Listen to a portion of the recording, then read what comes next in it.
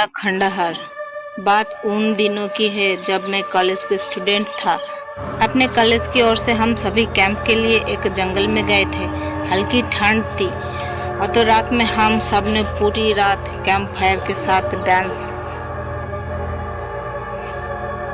करने, गाने आदि का प्रोग्राम तय किया। मुझे और सभी साथियों को कैंप फायर के लिए लकड़ियाँ इकट्ठी करने का भार सौंपा गया। मैं निकला तो सबके साथ ही, लेकिन जंगल के प्राकृतिक सौंदर्य में भटकता हुआ अकेले बहुत दूर कहीं निकल गया। अचानक आसमान बादलों से भर गया और गरज के साथ बारिश होने लगी। बादलों के लगातार गरजने से पेड़ के नीचे खड़ा रहना मुनासिब ना समझ आसपास किसी घर की तलाश में एक दिशा में भागने लगा। मुझे कुछ ही दूर पर एक लाल ईंटों से बनी शानदार बिल्डिंग नजर आई। बिल्डिंग रोशनी से पूरी नहाई हुई थी और उसमें ढेर सारे लोग हैं, ऐसा दूर से ही लग रहा था। मैं तेजी से भागते हुए उस बिल्डिंग में जा घुसा और सामने से आती हुई एक खूबसूरत नर्स से टकराते टकराते बचा। नर्स ने मुझे घूर कर देखते हुए कहा, बहुत अधिक भीग गए हो, सर्दी लग जाएगी। उधर बाईं ओर एक स्टोर रूम है, वहां जाकर जो भी मिले उसे कहना। सिस्टर जूलिया ने दूसरे सूखे और साफ कपड़े मुझे देने को कहा, वो तुम्हें कपड़े दे देगा। मैं हक्का बक्का मुंह भरे सिस्टर जूलिया को देखता रहा। मुझे एकदम से ये समझ नहीं आया कि मैं क्या करूं। मेरी स्थिति देखकर सिस्टर जूलिया खिलखिलाकर हंस पड़ी और बोली, पहले तो तुम अपना मुंह बंद करो, वरना मुंह में मच्छर घुस जाएगी, और आप जाकर वैसा ही करो जैसा मैंने कहा है। मैं हल्के से हाँ में सिर हिलाया। सिस्टर की बताई दिशा में जाने की मुड़ गया। अभी कुछ एक 10 कदम ही चला होऊंगा कि मेरे कंधे पर किसी ने हाथ रखा। मैं चौंक कर पीछे मुड़ा और अपने सामने आर्मी की वर्दी में एक युवक को खड़ा मुस्कुराता पाया। मेरे चेहरे पर आश्चर्य का बादल अपना घर बना चुका था, जिसे देखते ही उस युवक को हंसी आ गई। उसने धीमी किंतु दृढ़ स्वर में कहा, मैं कैप्टन विनोद हूँ और ये हमारे देश की आर्मी का हॉस्पिटल है। कैप्टन विनोद की बातें ने मुझे आश्वस्त किया। मैं अब धीरे धीरे सामान्य हो गया और मैंने कैप्टन विनोद को सिस्टर जूलिया की कही बात बताई। सुनकर कैप्टन विनोद के चेहरे पर रहस्यमय मुस्कान फैल गई और वे बोले, तो सिस्टर जूलिया से भी मिल चुके हैं? जी, क्या मतलब है आपका? कुछ नहीं, चलो मैं तुम्हें सूखे कपड़े देता हूँ, चेंज कर लो, नहीं तो सच में सर्दी आ जाएगी। और मैं कैप्टन विनोद के पीछे पीछे एक बड़े से कमरे में पहुंच गया। कमरे के चारों ओर हरे रंग के पर्दे लगे हुए थे। एक बड़ा सा बेड पड़ा हुआ था और उसके सामने एक सोफा था। बीच में एक टेबल था जिस पर 2 गिलास, एक बड़ी बोतल ब्रांडी और 1 या 2 पत्रिकाएं पड़ी हुई थी। कमरे के एक कोने में एक बड़ी सी अलमारी थी जिसमें से कैप्टन विनोद ने एक आसमानी रंग का कुर्ता पाजामा निकालकर मुझे दिया और कमरे से लगे बाथरूम की ओर इशारा किया। मैं बाथरूम से कपड़े चेंज कर जैसे ही निकलने लगा, मेरी नज़र बाथरूम की एक दीवार पर पड़ी। वह खून की छींटे से भरी हुई थी। यह देखकर मैं घबरा गया और जल्दी से बाहर निकलने को मुड़ा कि बाथरूम में लगी आईने में खुद को ही देखकर चौंक गया। आईने में मेरा पूरा शरीर तो नजर आ रहा था, लेकिन मेरे शरीर पर से मेरा सर गायब था। अब मुझे डर लगने लगा और मैं हड़बड़ाकर बाथरूम से निकल गया। मुझे इस तरह बाहर निकलते देख कैप्टन विनोद ने हंसकर पूछा, क्या हुआ?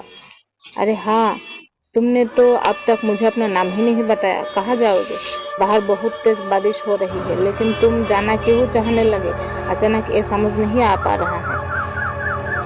कैप्टन विनोद, आपकी बाथरूम की एक दीवार पूरी खून के छींटे से भरी हुई है और आपके बाथरूम में लगा आईना भी कुछ अजीब सा है। उसमें मुझे पूरा शरीर तो दिखाई दिया, लेकिन मेरा सर ही गायब था। मैं अब बिल्कुल भी नहीं रुकूंगा, यहाँ बारिश में ही भीगूंगा, भीगता हुआ अपने कैंप तक जाऊंगा। कहते हुए मैं कमरे से बाहर जाने वाले दरवाजे के ओर बढ़ा। रुको, तभी कैप्टन विनोद की कड़कती आवाज़ गूंजी, तो तुमने सब कुछ देख ही लिया? जी, क्या मतलब है आपका? मेरी आवाज़ में डर भर गया था। मतलब चाहे जो हो, तुम तब तक यहाँ से नहीं जा सकते जब तक मैं तुम्हें कुछ बता ना दूँ।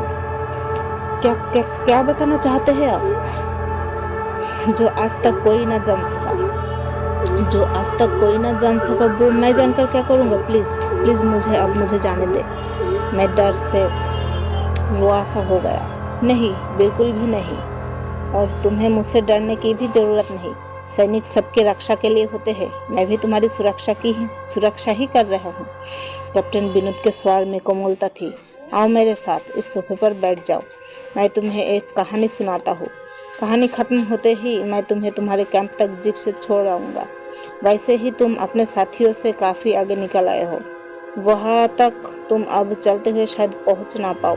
कैप्टन विनोद के स्वर में जाने कैसी आश्वस्ति थी। मैं जाकर उनके बगल में बैठ गया।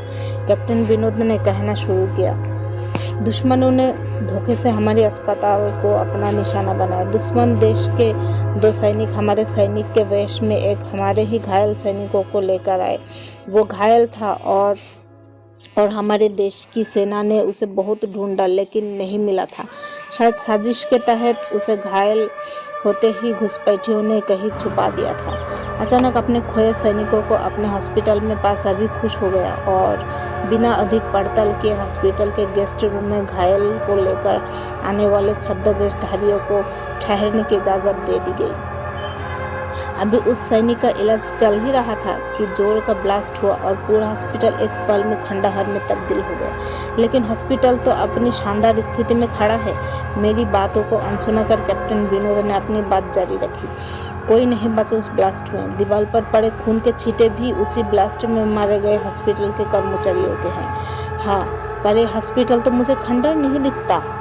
जवाब में कैप्टन विनोद के चेहरे पर रहस्य भरी मुस्कान फैल गई और उनका चेहरा अजीब से भाव में भर गया। मैं उनके चेहरे को देखकर अंदर से दहल गया। फिर भी मैंने हिम्मत कर पूछा, आप उस ब्लास्ट में कैसे बच गए? सुनते ही कैप्टन विनोद ठहाका लगाकर हंस पड़े और मुझ पर एक भरपूर नज़र डालते हुए कहा, ये कहानी आज से मात्र 10 वर्ष पहले की है और मैं तो आज से 50 वर्ष पहले मर चुका हूँ। इसके आगे उन्होंने क्या कहा मुझे कुछ नहीं मालूम। चेहरे पर गीलेपन का एहसास जब काफ़ी हुआ तो मैं जैसे नींद से जागा। मुझे घेरे हुए मेरे सभी सहपाठी और टीचर खड़े थे। मेरे आँख खुलते ही मेरे सर ने कहा, थैंक गॉड तुम्हें होश आ गया। तो क्या मैं बेहोश था? हाँ, तुम जंगल में जाने कहाँ भटक गए थे। जब सभी लौट आए और तुम नहीं आए तो हम सभी मिलकर तुम्हें ढूंढने निकले।